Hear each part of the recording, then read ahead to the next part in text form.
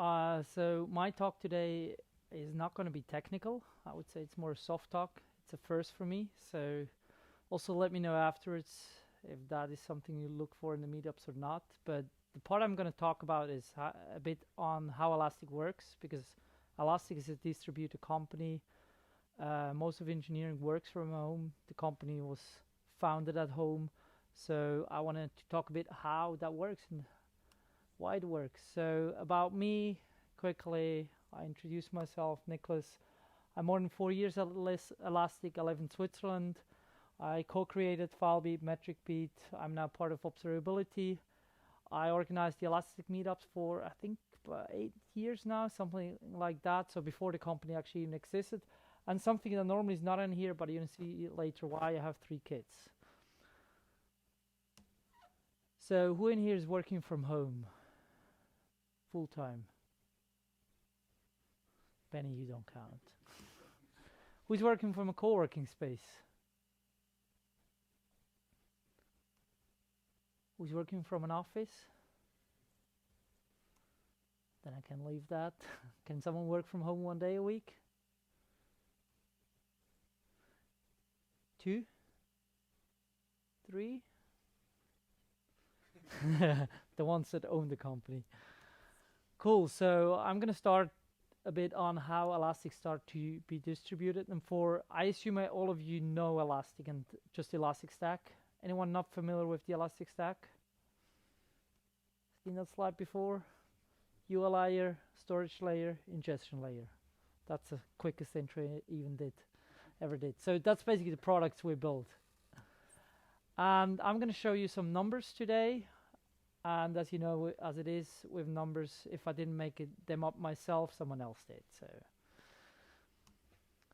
So by now, the company is more than 1,600 people, 37 countries. And to keep in mind, I think we were 35 countries when we were about 500. So we are growing very fast. When I joined, we were less than 200. We have more than 30 languages, almost all the time zones. I don't think we have yet the half-hour time zones, which is fun. We have more than 16 offices by now. And how did that all get started? So how do you build a distributed company? And I personally think it all starts with the founders. Shai, Uri, Steven, Simon, they all started working from home. Simon is Germany, Shai and Steven and Uri were around Amsterdam, but they work from home. And even today, Shai, which is now, he was CTO, he's now the CEO. There are often company all hands with 1,600 people in. He's in his home. He works from home. His kids are in the background. And that's what keeps Elastic running. So we're a distributed company and not a remote company. And for me, there's a fundamental difference. A lot of companies allow remote workers, but it means like all the important decisions and relevant things happen in the office. And there are some remote workers which dial in, but let's be honest, if something really important is, you fly in everyone and make decisions, or it happens in the headquarters. We don't have that. So we're a distributed company. For example, in my case, I moved to Australia for half a year 2 years ago, and I just kept working as I was working before. I was on a different time zone. So when do we actually meet in person? Because nothing replaces still the human interaction. We have video calls, we have a lot of Slack, emails, but it's different to have a beer with someone or have a chat. So we meet every half year, and just last week we met in Toronto, all the engineering, which by now crossed 1,000 people, which is crazy. But we meet on a digital way frequently, the company all hands. We all meet in person, the engineering all hands every 6 months, as I said. We have these always on channels. I mean, in office, you go to the coffee, grab a coffee, and you're going to meet the others. We have for that these Zoom channels. You can jump in. You're going to see anyone in the company is also there and want to have a chat about something. Fun thing we sometimes do, and I think the biggest one was the 6.0 release, sometimes release parties. I'm going to show a picture afterwards, digital. And there are a lot of team-specific meetings. We do meetings, yes, a lot of them. But you're going to see that phrase, team-specific, pretty often in the following slides. And that, from my perspective, is a feature of Elastic and not a bug. Every single team works very differently. So if you go from one team to the other, like, what? They have different process. They don't have these process. They're different CI. So obviously, as the company grows, we get a little bit more processes and a bit more structure. But still, like, all the teams are kind of like independent companies inside a company, and that was the case from day one. We had, for example, 2 years ago acquired Upbeat, and Upbeat, I would say until today, which is APM now, works differently, and that's actually a feature. They brought a lot of knowledge how to build solutions to the company, and now we joined forces with Endgame. They work differently, and that's fine. So it's not like we try to dictate how teams work. They had to move from the office home? Actually, I mean, Benny, he was in Copenhagen when they joined. He's now working from home, and actually something similar now happens with Endgame. Like, a lot of people came always in the office.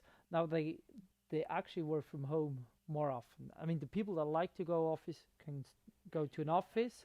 You don't have to work at home. You can go to an office. Yeah. So, but it naturally happens. Everyone is going to do the way he does it, likes it most. So there's actually Alex from Kibana, product lead. That's when we had the 6.0 release, which for us was a massive release, and we're like all, yeah, we did it on Zoom, different time zones. And that is one of the engineering all hands, if I remember correctly. That was Berlin. You see, in Berlin, we were still quite a bit smaller. I think that was about 600. I mean, the whole company was about 600, probably engineers. About 600 people now. Yeah, that's probably 400. Yeah, something like that. We are pretty thin. Yeah, true. And one question I often get asked, what about processes? The way I often explain engineering is it works like an open source project. And for anyone that worked on an open source project, you know there's rarely a timeline. And yeah, we have timelines internally, and we have release dates and so on. But it's like, because everyone works in a different time zone, is every time you have a meeting or you do something, you can be guaranteed someone is asleep. If you're in an office in Switzerland, normally you think things are important, which I'm sorry, but most of the time they are not. And if you know the other person is sleeping, you're going to figure out the way around it. And that's what we do at Elastic pretty often. You work on 3-4 things in parallel. You wait until the next person comes online. He's going to answer, you're going to sleep, and you get online.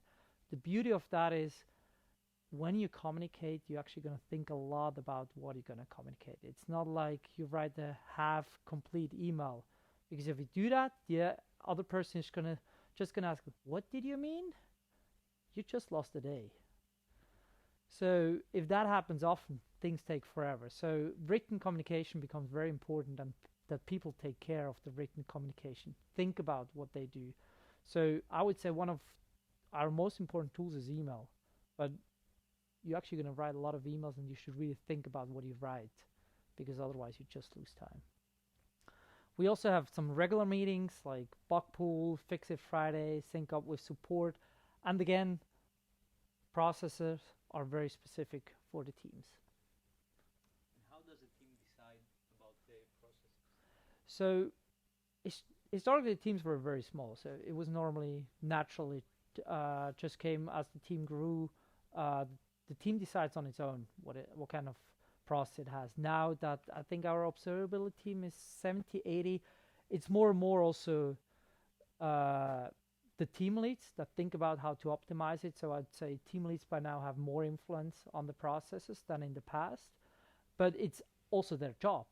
So it's basically, it grows out of the team, what they want to do and what they change. I mean, the observability team just doubled in size in the last year, and we changed a lot of process. We also introduced processes, but it's inside observability. We also had to introduce more management layers. Oh yeah.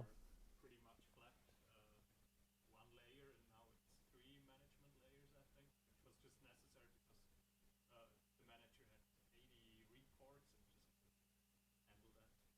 Yeah. We had in the past, I think Kevin had 250 direct reports.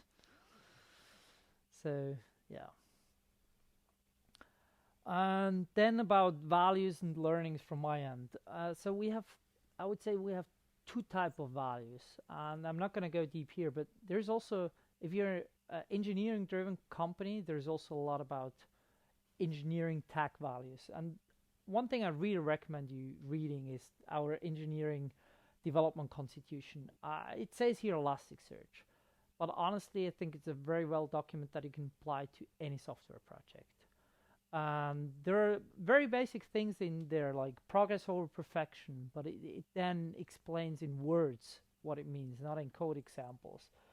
And things like design for today, use abstraction with care. And I actually think people should read that every year again, that whole document, because it's so easy to get tricked in your daily business into a lot of rabbit holes and things, and that constitution is pretty nice.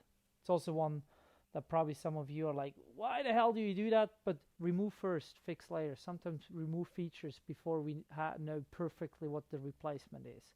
But actually makes engineering much easier, and makes us moving much faster, which counts in the long run. There's much more in that constitution. It's several pages long. It's public. I recommend reading it. And the people values. In the end, we do engineering, but what is behind is people. And we have that shared source code. It's also on our website. Also, again, it has very basic things inside. One of them is actually it depends. Because that is one of the most common answers. You get elastic, which can be very frustrating, but if someone asks you, probably the answer is it depends. And it's often true. There is not a true false statement to many questions, and that's part of elastic. Be kind is an important one. Don't assume malice. So we have a lot of different cultures, and if someone from Germany says something, it could mean something very different in our broken English than a Spanish person understands it. Same Swiss, German, Israel, India, Australia. We all have our own culture, and communication can go wrong very quickly. So don't assume malice is a very important thing. If there is some miscommunication, we jump on Zoom and clarify things. Empathy for passion. Most of us initially at Elastic joined the company because we're contributors. And you know how it is as contributor. You're actually very passionate about the things you do. That can lead to very interesting discussions, even heated discussion, which is totally fine because in the end you do it for the product. But be aware of it. Next day, slow down, figure it out again. And as any company that grows, it's also important, even if you distribute, if there's any abusive comments, unsolicited behavior, report it. We have a system for that in place so that we also keep a sane company culture. Let me talk quickly about a day of the Elastician, and that's actually my day. So that can be very different probably for Benny, it's different for anyone at Elastic, and I think that's one of the beauties of it. So my day, I wake up with the family, I have lunch with the family, and have dinner with the family. My evenings blocked between 5 and 8, that's just family time, and that's actually the reason I put the 3 kids in the beginning. For me, it's actually not the work that dictates my schedule, it's my family and I work around it. I sometimes have late meetings with the US, that's totally fine for me, but for me it's important that the crazy times during dinner, that's just blocked, and it's completely respected by anyone in the company, which is really nice. Do I make sometimes exceptions? Yes, but in general, that's my schedule. Some comments on family, super family friendly company. As I said, if Shai has a call, kids are in the background. If I have calls, sometimes my kids come in. They actually really like watching the other people on the screen, especially if it's the hundreds and they ask me all the names. I don't know all the names anymore. My third kid was just born 4 months ago. We have 4 months paternity leave, which is unheard of in Switzerland, so I still take Fridays off. And yeah. Some of my experience, I said at the beginning, you need to be able to work asynchronous. Like, there's no walking over to the desk. If I want to work focused, I close Slack, I close my email. You're not going to reach me for the next 4 hours. Well, everyone else has to deal with that, but actually makes me very productive. Also, because you're often on your own, you must do the right thing. It's very easy to say, nobody told me what to do, which is probably often true at Elastic. So it's up to you to do the right thing. Like, nobody asked me to do these meetups. I just do it because I like doing it, and I think it benefits the company and me. And yeah, you need to take initiative. Pretty often, things are just like, who does it? It's not like you get told to do it, but it also requires that you volunteer. Also, one thing that is probably stressful for people that join, almost all our communication is public. So most emails I send to 2 people on the mailing list, which is public to the whole company. So it's almost all communication is open. So rather be inclusive instead of exclusive communication-wise, which means a lot of emails. Share the pain of time zones. As I said, sometimes I make exceptions. I get up at 6 to have a call with Australia, or I stay up late like yesterday until 10 so I can have a call. But my benefit is I have my whole other schedule dictated by the family. Never assume malice. I got to that before. And sometimes it's an asynchronous company. Decisions take time. They take perhaps 5 days instead of 1, but actually 5 decisions happen in 5 days. And I would say often decisions are better in the end, because instead of 30-minute meeting you had and you took a decision, everyone could go on his own pace, think about it, is it good or bad, and actually propose something else, and the decision you come up in the end is often better than the one you just did in 30 minutes. Or didn't it ever happen to you? You walked out of meeting 10 minutes later, oh, I forgot that one. Yeah, or I did not present my standpoint really good today. If I would have said it better, perhaps it would have come out a different way. Exactly. Be aware, working from home is not for everyone. You're going to spend a lot of time on your own. I personally enjoy working on my own, then I can actually work. I enjoy also here with the meetups, meeting the community, going out for lunch, but you're going to spend a lot of time on your own.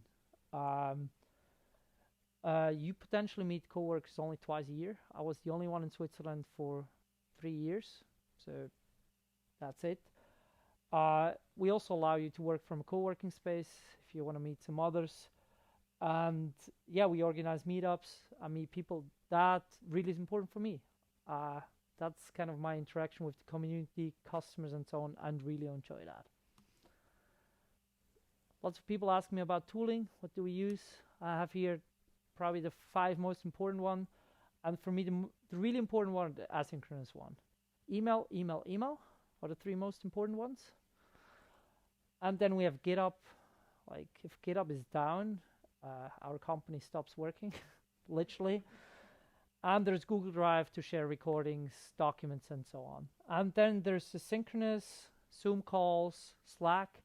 Slack is important. That's like all the company chatter. But if I get up in the morning, I'm not going to read Slack. Read all, I'm done. I'm going to read emails. Don't try to make a decision on Slack. If it happened on Slack, it didn't happen. And again, each team has its specific tools, like Soup, like, don't ask me. And yeah, if you join the company, email filters are very, very important. I think that's one of the filters we have somewhere in Drive that we propose people install, but you need to figure out yourself what is relevant for you. What about hiring and onboarding? Quick note on hiring, actually also at the hiring, you never fly to an office. Like, it's all remote. So we have Zoom calls with the people that apply. Normally they're from home. We never see them. We hire them. We see them at the next all hands. Age, gender, location, race, for us just an attribute. Doesn't matter. We have about 30,000 CVs per quarter, but as I said in the beginning, numbers all just made up probably. Indicators, that was actually is a pretty old number, but we have about 130 arrivals, 90 departures, and we are growing pretty rapidly. I couldn't keep up with the slides. Onboarding, as soon as you join, you're actually going to have, by now, we have that X school, kind of everyone flies to Mountain View. And then you're actually going to meet not necessarily people from your own team, but across the company, which in my case, until today, I still have connection to people in sales and so on because of that. We have Workday, which seems to have some process inside, and again, lots of team-specific onboarding. That's an example of one of these X schools. For me, the conclusion is working from home, not going back. I really enjoy not being in the train every day. Spend the time instead with my family. But as I said in the beginning, in the middle, is you also need to be the person for it. So it's not for everyone. Questions?